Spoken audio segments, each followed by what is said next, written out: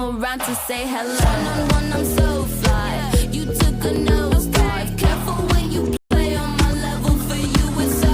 Hey, hello. Motorola Razr 50 Ultra. Flip the script. Hello, Moto. Sushant Sarin, Pakistan में security है कहाँ? Can Pakistan provide आटा? Can it provide electricity that it will provide security to the people of PoK? Raja Faisal seems to be talking about some yesteryears. In a country, you are living in a country where still Navika, you'll have to shut him up because I can't talk over Go on, Sushant Sareen. So look, here is the thing. The Pakistanis, they come because they've been given talking points coming on Indian television channels and spouting those talking points. So that's what they're doing. But the fact of the matter remains that the kind of restiveness that we see in PoK now, not only in PoK, but also in the northern area part of PoK, which is Gilgit-Baltistan, I've never seen this in the last 30 years. I don't think anybody has seen it in the last 70 years. The kind of restiveness, the kind of protest that we have seen, and we are now seeing for the first time that people are completely disillusioned with the Pakistani state. They don't even want to be part of the Pakistani state anymore.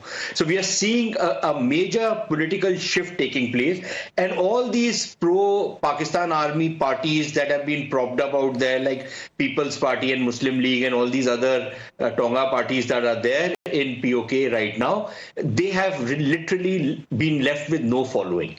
They might still be in government, but they have no following. They don't have a popular following. So yes, the politics in that entire occupied region seems to be taking a shift, number one. Number two, there are very serious economic difficulties that are there, not just in Pakistan, but also in PoK. And when I talk about PoK, I mean both Gilgit-Baltistan and the POJK parts of the territory. So there are very serious economic difficulties which are emerging out there, and the Pakistani state is simply not in a position to provide any kind of relief to the people. The ministers, of course, Shahbaz Sharif and others, will give themselves 400% salary rises, and they will still be roaming around in their BMWs and these fancy Land Cruisers. But the poor people are being squeezed dry. So that is the reality of Pakistan. Now, the thing is that Raja Faisal, again, like all Pakistanis, completely misinterpret and probably deliberately the UN resolutions. Number one, they don't seem to understand that the UN resolutions are not in the enforceable category. They are more in the recommendatory category. That's the first and most important point. Secondly, there is a certain sequencing to how those resolutions have to be implemented. And the first part is, it was not that both India and Pakistan will take out their army. The Pakistanis were supposed to completely vacate the territories that they had occupied illegally. The Indian army was then supposed to take control of those areas, but keep a certain minimal force required to ensure security in that area.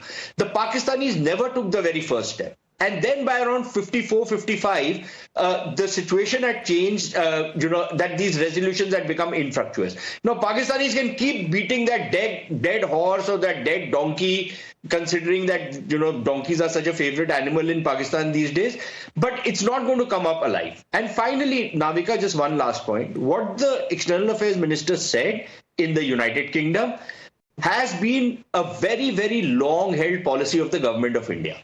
Now, the question of the timing of when we will go in for taking back PoK, whether it will be done through military means, diplomatic means, political means, overt means, covert means, that is for the government of the day to decide. And the timing is for them to decide. Absolutely. It's not for us to decide in television studios. But the commitment of the Indian nation is that these areas will come back to India one fine day. Absolutely.